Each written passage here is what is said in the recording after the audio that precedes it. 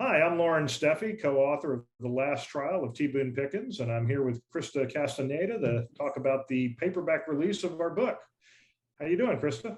I'm doing great. I'm really excited about this paperback coming out. I think this is such a fun story, such an interesting story, and I'm really hoping that people are going to enjoy the paperback version. And I actually just got a copy here.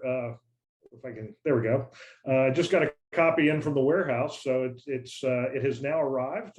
We're getting closer and closer to the release date. One of the things I'd like to point out is that it won a publishing award, you know, for the best new nonfiction book by our publisher, Stony Creek Publishing. So that's kind of exciting because actually a fair amount of competition for that, and I think it really kind of speaks to what we tried to accomplish in the book, which was really take the reader inside this trial. Yeah, what a great trial it was. Just to give a setting so people understand a little bit about what the book's about, T. Boone Pickens was on top of the financial world for most of the 70s and 80s. He had the title of corporate raider, meaning that he would come in and figure out a way to buy a little bit of stock in some very big companies and force management changes and result in all kinds of financial upside for him and a bunch of other shareholders. And at his height, T. Boone Pickens was worth $4 billion. He lost $2 billion in the 2008 downturn and gave away $1 billion and still had $1 billion left by the time I represented him in the biggest trial of his life at age 88 in 2016. It was a big dispute about a very large amount of oil that T. Boone Pickens had a 15% interest in, and resulted in a 5-week trial in the middle of West Texas. So it's got all the, old West Texas kind of cowboy appeal, as well as the oil appeal, as well as, here's this former titan of business who at 88 is asking 12 people to help him get what was rightfully his. And then on top of that, T. Boone Pickens and I were trying this case. I'm a diehard Democrat, have run for statewide office in Texas. He is one of the most diehard Republicans ever created, I think. And I put him on the stand the day that Hillary Clinton lost the election. So there's a little bit of politics involved too, but I thought it made a great story. We were talking about he's worth $4 billion. He lost two. He gave one away and all that. And the $1 billion kind of kept coming up throughout this process. I mean, the things I thought was really interesting in the story was, he went into this thinking this was just, as he called it, a peanut investment that wasn't worth much. And the more research you did, the more the dollar signs kept growing and, really, again, reached that kind of $1 billion level. I mean, at one point, Pickens said this was one of the biggest deals he was ever involved in, which I think was kind of stunning just because, this sort of happened in this quiet West Texas courtroom and nobody was really paying that much attention to it. Yeah, well, certainly the external world was paying attention to the incredible boom in Permian oil production that happened between, I'd say, 2013 to 2016. The amount of wells and the amount of dollars that got drilled and flowed into West Texas. I mean, it was really something to behold. And part of the story here was, people forgetting about who brought him to the dance. And T. Boone Pickens and his money was how the group that ended up being the defendants in our case were able to make billions of dollars. And then when they decided they wanted more of the deal, they decided to cut T. Boone Pickens out of the deal. You don't cut T. Boone Pickens out of a deal. I think they learned that the hard way. One of the things that really kind of jumped out at me as we went through all the trial transcripts as we were working on the book, and they really kind of brought a lot of the proceedings to life, and we had to capture that in what we wrote. But one of the things that struck me was just sort of the natural drama. I mean, you always hear the term courtroom drama, right? But it was like there were moments of this case that just really came alive. Even the earliest moments with jury selection. I remember when we were first working on the book and you're like, oh, we got to have this part about, picking the jury. And I'm like, that's like, you skip over that. Nobody writes about jury selection. But in this case, it was actually not only very dramatic, but also kind of set the tone for the entire trial, which I guess is what you try to do as a lawyer, but it's rare that it comes out in such an important way for the reader to see. And so I just love that part. It's just kind of this tiny little detail, but there were just so many dramatic moments throughout these proceedings. Well, and that's why I tried to write the book, right? And when I first came to you with the idea, and we should tell our listeners that the way Loren and I met was out at T. Boone Pickens' huge, sprawling 110 square mile ranch in the West Texas area. And we were talking as we were driving around, and, I always thought this would make a great story just because there were so many fascinating little bits of things that happened that were so colorful, and the characters who were involved were so compelling. The idea that T. Boone got cut out of the deal, and how the jury pool in Pecos, Texas was going to have to right what had been done wrong. I thought it made for a compelling courtroom drama. It was certainly one of the highlights of my professional career as a trial lawyer. Well, and it's also interesting, if you think about the times in which we're living, where, billionaires have really kind of been demonized, right? I mean, they were sort of seen as being exploitive and taking advantage of people. And, I mean, Boone kind of had that reputation back in the 80s in a way, right? I mean, he was kind of the bad guy in the 80s. Now he would be considered an activist investor. But by this point in his life, he was really in a very different place. And, I think that comes across in the book.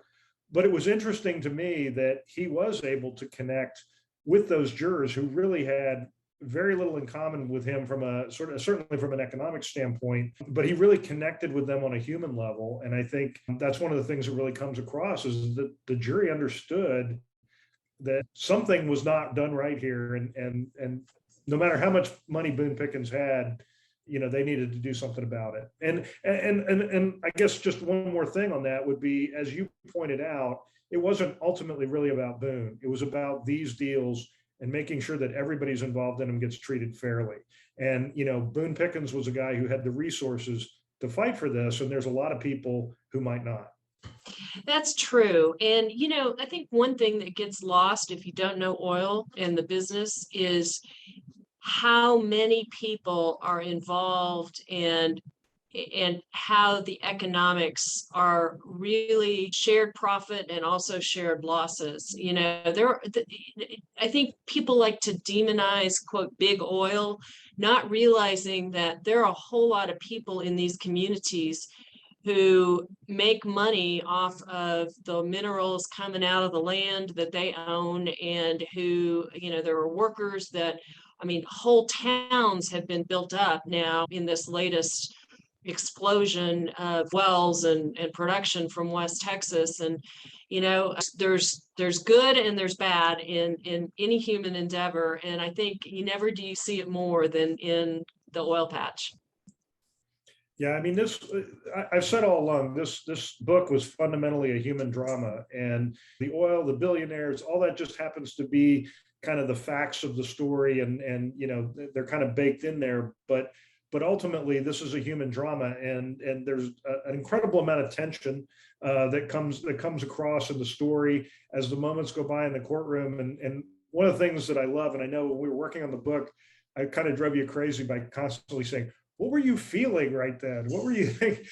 But the result is that, one of the things that I found really interesting as we were working on it was, there was a lot of sort of self-doubt and worry, or perhaps at least worry, maybe not self-doubt, but certainly a lot of worry as you're going through this, that maybe no matter how compelling your case is, maybe it's not going to work.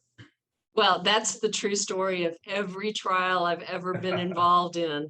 You don't know how it's going to come out. You have a sense of the equities, you have a sense of the facts, but you really have to trust the 12 people that you select to be on the jury to figure it out and do the right thing. And that's mostly out of our control. Now, as a trial lawyer, all I'm ever trying to do is explain the facts in a way that's compelling, and explain the equities in a way that's compelling. And so when you were always asking me these questions about how I was feeling, I don't know how I was feeling, except I was feeling like I'm either getting the point across or I'm not. At the end of the day, of course, we did get the point across, and we did get every dollar that we were allowed to ask the jury for. And that was a great day.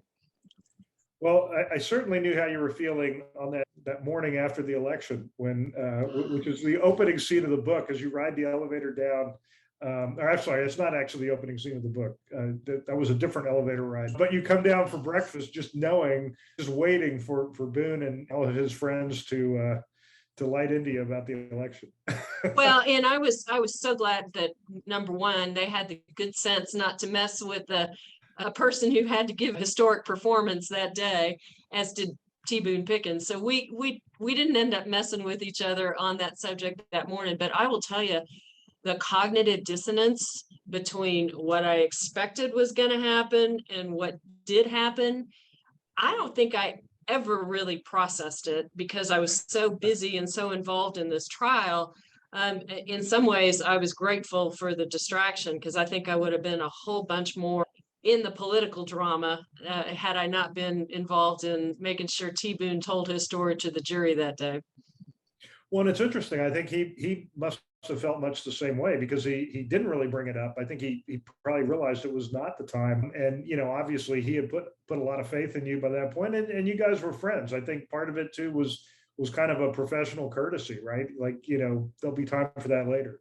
Yeah, exactly. And we were friends, which is very interesting, because, T. Boone had a lot of people in his orbit, and the fact that at the end of his days and his declining days, that he would put his faith in me, a woman, and the owner of my own small firm, rather than the silk stocking law firms, Wall Street, he had been dealing with in the past. I mean, there's a whole other story to that too, but you know what? I think at the end of the day, when you decide to do something like this, you got to trust your lawyer, and the lawyer's got to trust the client. That's the relationship that makes an endeavor like this successful. It's not how many other people you have or how tall the building is.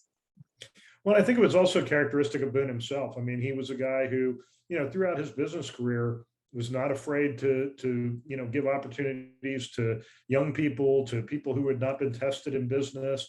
The sort of the prestige of an established firm or something probably didn't matter all that much to him. And as we talked about in the book, I mean, despite all his years as a corporate raider and all his years in business and all the litigation around that, he really had never been involved in a trial like this, and certainly not where he was taking the stand and testifying, to sort of on his own behalf, if you will, or to argue his own case. And so I think, it was a different experience for him as well. And I mean, look, you uncovered how much this thing was worth. You obviously knew your way around the case. Why not let you see it through, Yeah, yes.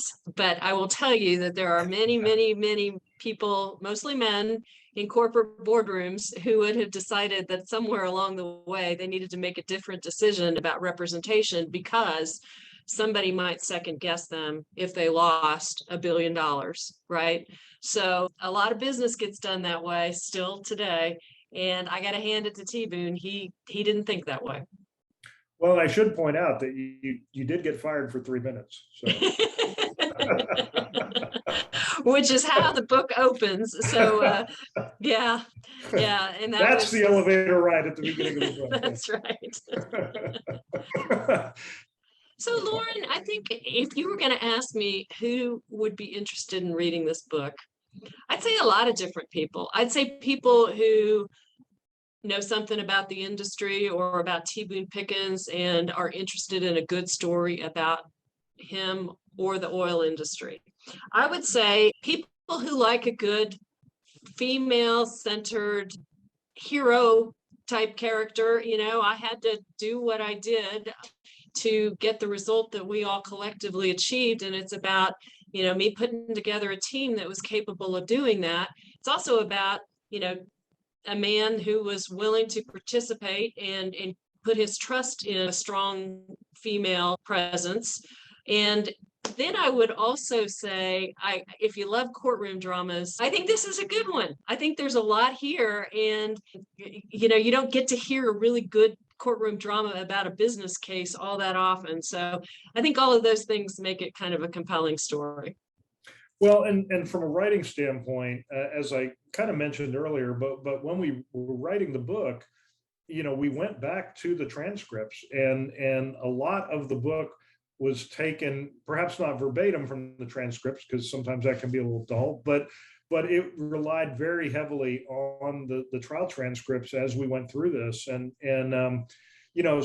not only is it a courtroom drama, but it's a very authentic courtroom drama, and yet still compelling. So, yes. All right. Well, I'll show the cover of the book one more time, and it will be coming out in mid-September. It'll be available online and in bookstores everywhere. So feel free to go to your local library or bookstore and ask them to get it, or go online and order it now. And there's still copies of the hardback available as well. It's mentioned the website, lasttrialoftboonepickens.com. There you go. All right. Thanks for joining us. Thank you.